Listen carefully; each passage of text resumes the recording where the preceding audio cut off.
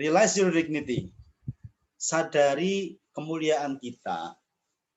Kita itu manusia yang atau makhluk terbaik. Itu jelaskan di Al-Quran. Kata Allah itu laqad khalaqnal insana fi ahsani taqwim. Nah, ini penjelasan lebih lanjut tentang manusia makhluk terbaik. Itu juga silakan bisa sahabat semuanya lihat di channel YouTube saya di Inspirasi Qur'ani yang ketiga kalau nggak salah atau yang keempat itu ada tema ini, manusia makhluk terbaik. Kenapa disebut terbaik? Karena Allah bekali kita dengan sangat lengkap. Kita itu jauh lebih mulia dari malaikat sekalipun kalau kita mau ya. Tapi naudzubillah bisa jauh lebih rendah dari binatang sekalipun.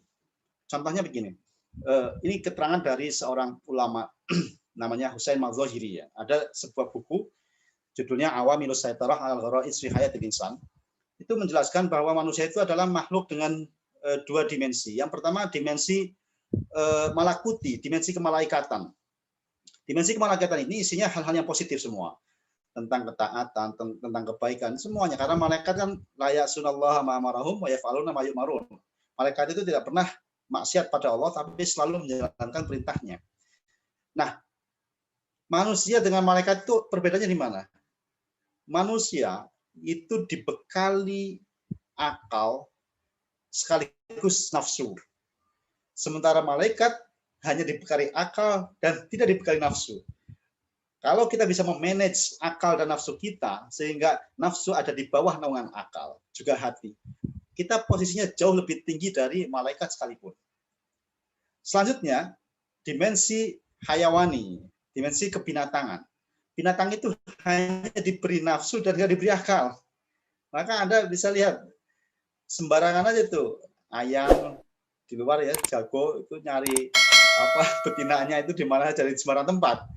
Termasuk binatang-binatang yang lain, kucing dan sebagainya. Itu dia dibekali nafsu, nggak dibekali akal. Nah, kalau manusia melakukan hal serupa seperti binatang, maka dia jauh lebih rendah dari binatang sekalipun. Alhamdulillah. Nah, jadi yang pertama manusia itu makhluk terbaik, kita harus sadari itu. Yang kedua, ada kelebihan dan kekurangan, itu jelas ya. Ada more and less, ada mazaya wa uyub, setiap orang. Maka yang harus kita kuatkan adalah kelebihan kita, dan kekurangan itu untuk introspeksi.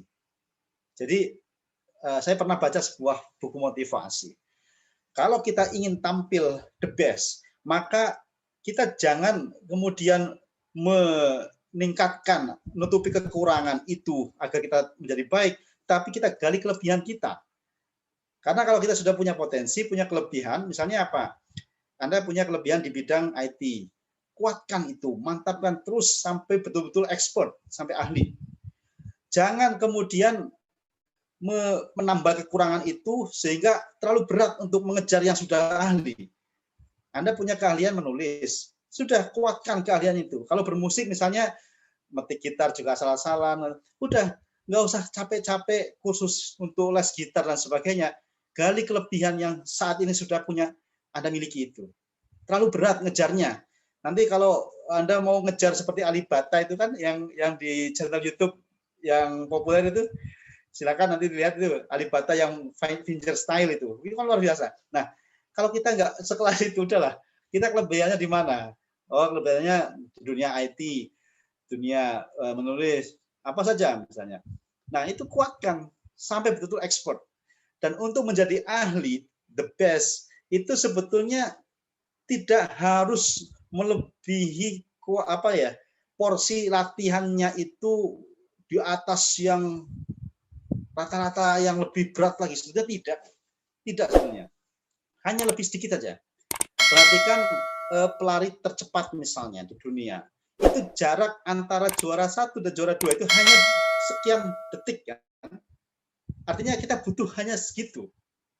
Porsi latihan misalnya Cristiano Ronaldo, teman-temannya latihan sehari mungkin katakanlah 7-8 jam. Maka Cristiano Ronaldo tidak harus latih sampai 15 jam, enggak. Kalau teman-temannya 7-8 jam, ditambah aja dia jadi 9 jam misalnya. Atau 8 jam setengah, itu sudah di atas rata-rata. Jadi untuk menjadi terbaik tidak harus melebihi yang terlalu jauh ya. Hanya selisih sedikit saja enggak apa-apa itu. Oke. Kemudian yang ketiga, kerjakan yang terbaik. Karena kita makhluk terbaik, kita sudah dikaruniai Allah software dan hardware yang luar biasa. Hardware-nya itu fisik kita, software-nya itu akal, hati dan jiwa kita. Kerjakan yang terbaik. Kerjakan yang terbaik itu artinya sesuatu yang kita lakukan itu betul-betul selesai, betul-betul ya mendekati sempurna lah. Kalau sempurna, saya kira nggak ada yang sempurna. Tapi paling tidak kita tidak asal-asal mengerjakannya. Oke, next.